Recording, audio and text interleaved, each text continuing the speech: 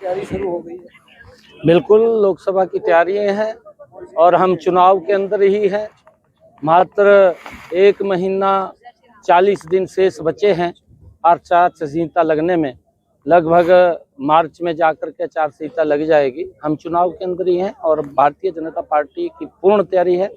लगातार हमारा सभी हर मोर्चे के ऊपर कार्यकर्ता मुस्तैदी से खड़ा है। नरेंद्र मोदी जी को 10 की 10 लोकसभा की सीटें देकर के तीसरी बार प्रधानमंत्री बनाने का काम हरियाणा की जनता अहम भूमिका उसके अंदर अदा करेगी और उसके लिए लगे हुए हैं। ओबीसी को कितनी सीटें देगी भारतीय जनता पार्टी हरियाणा में? देखिए, क्योंकि जो भी कोटा है, जहां पर भी है, जितना सम्मान नरेंद्र मोदी जी ने ओबीसी समाज का किया है, अगर आप लोग देखें कि ओबीसी को कितनी सीटें मिली हुई हैं, वो आपके सामने काउंट कर लीजिए। आज तक कितनी सीटें किसी उसने नहीं दी, परंतु जो सम्मान आज नरेंद्र मोदी जी ने ओबीसी समाज को दिया है, इतना बड़ा सम्मान किसी भी दल ने नहीं दिया। कांग्रेस ने ओबीसी को तो एक रैलियों के अंदर भीड़ बढ़ाने के लिए उपयोग किया है और जब उनके अधिकारों की बात आती थी तो उसको दबाने का काम करते थे। नरेंद्र मोदी जी ने आकर के, क्योंकि लोकसभा के अंदर अगर हम देखें, राजीव गांधी की जब ये मंडल कमीशन की रिपोर्ट आई और इसके ऊपर बहस चल रही थी, मेरे ख्याल से अगर आप जागरूक पत्रकार हैं, आप उसको निकलवा सकते हैं, लोकसभा से निकलवा करके उसको देश को दिखा सकते हैं कि राजीव गांधी ने क्या क्या बोला था। उन्होंने ओबीसी को अधिकार ना मिले उसको लेकर के जबरदस्त डिबेट लोकसभा के अंदर की थी और नरेंद्र मोदी जी ने आकर के ओबीसी आयोग बनाया। ओबीसी के लोगों को संवैधानिक उस आयोग को शक्तियां देकर के अधिकार दिए। आज ओबीसी के बच्चे 27% वो केंद्रीय स्कूल, सैनिक स्कूल और नवोदय विद्यालय, एमबीबीएस और सरकारी नौकरियों के अंदर वो अपना अधिकार पूरा ले रहे हैं। ये अधिकार अगर किसी ने दिया है तो ये नरेंद्र मोदी जी ने दिया है। अच्छा, ये जिस तरह से आज इंडिया गठबंधन को बहुत बड़ा, मैंने ये कहा है कि ये रोहतक वो जगह है जहां से भ्रष्टाचार की नहर चलती थी। आप देख रहे हैं कितना भ्रष्टाचार होता था किसी भी चीज में। हमें, अगर आप ये देखते थे कि जो किसानों की अगर फसल खराब हुई है, मैं आंकड़ों से बात कर रहा हूं, आंकड़ों के अंदर पिछले 10 वर्षों में 2014 से पहले मुख्यमंत्री थे यहां से, उन्होंने किसान की अगर मेरे फसल खराब हुई है 10 वर्षों के अंदर 1156 करोड़ रुपया वो दिया गया।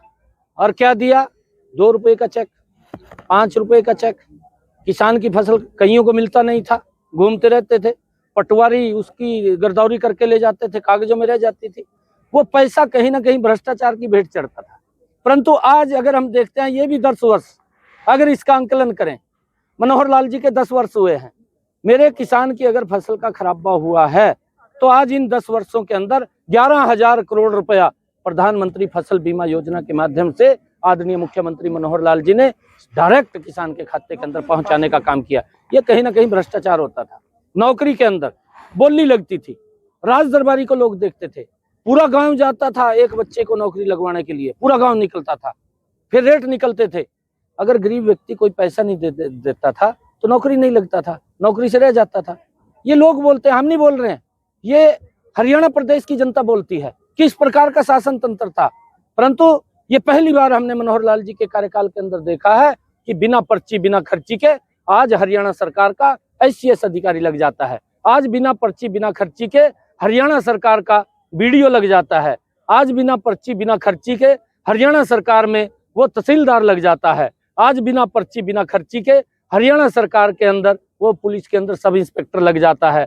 आज बिना पर्ची बिना खर्ची के हरियाणा सरकार के अंदर प्रोफेसर लग जाता है। सरकार में कह रहे हैं कि पेपर लीक हो रहे हैं, घोटाले हो रहे हैं, भ्रष्टाचार के अधिकारी गिरफ्तार हो रहे हैं। जो भ्रष्टाचार करते थे उनको भ्रष्टाचार ही दिखाई देगा, क्योंकि जिस प्रकार की उनकी सोच है, जिस प्रकार की मंशा है, अगर आप लोग देखेंगे जहां पर भी कांग्रेस की सरकार आई है भ्रष्टाचार ने गति तेज की है, और जहां पर भारतीय जनता पार्टी नरेंद्र मोदी और मनोहर लाल जी की सरकार बनी है वहां पर विकास ने गति तेज की है। ये अंतर स्पष्ट रूप से दिखाई दे रहा है। कितने दरवाजे हैं अंदर जाने के लिए? नहीं, यहाँ तो एक ही दरवाजा है, यहाँ कई दरवाजे नहीं है। एक दरवाजा बंद हो चुका था, फिर अंदर आ गए।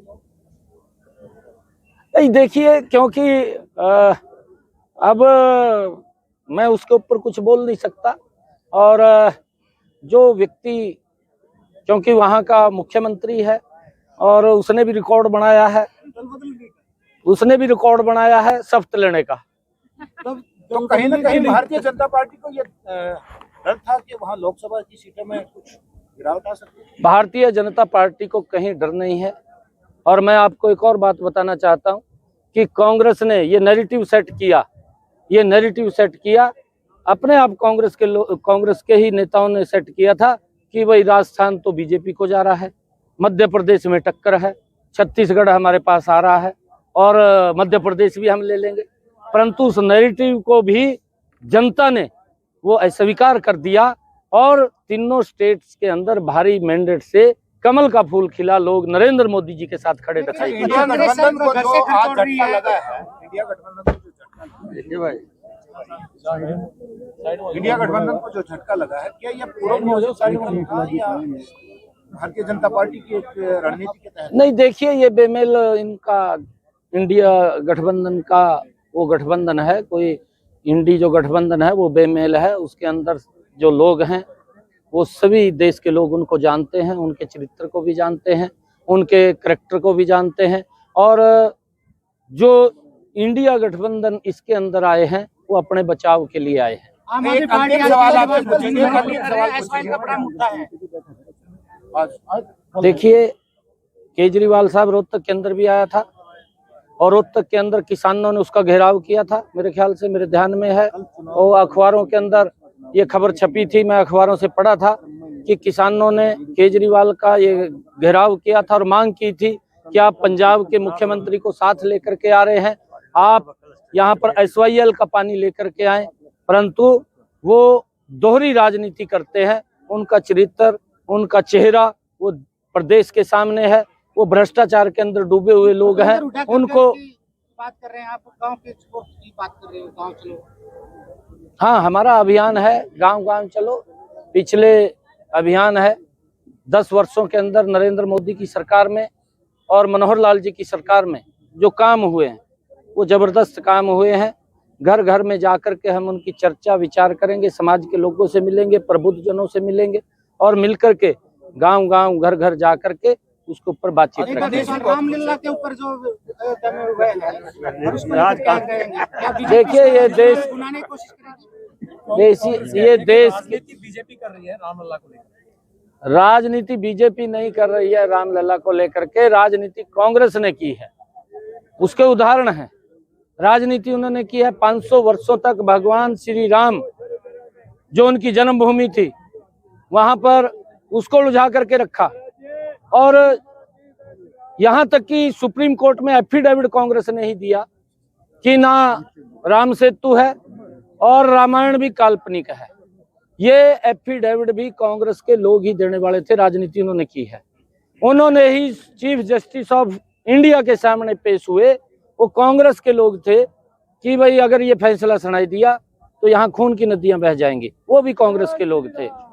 और उन्होंने ही, कांग्रेस के लोगों ने ही जो बात कही है, जो हमारे भगवान श्री राम तीर्थ क्षेत्र के उस मंदिर के पदाधिकारी हैं, वो निमंत्रण लेकर के गए, सभी के पास गए। वो बीजेपी के लोगों पे भी गए, कांग्रेस के लोगों पे भी गए, अन्य दलों पे भी गए, परंतु कांग्रेस ने उसको स्वीकार किया। ये दुर्भाग्यपूर्ण है। जो भगवान राम का नहीं है वो किसी काम का नहीं है।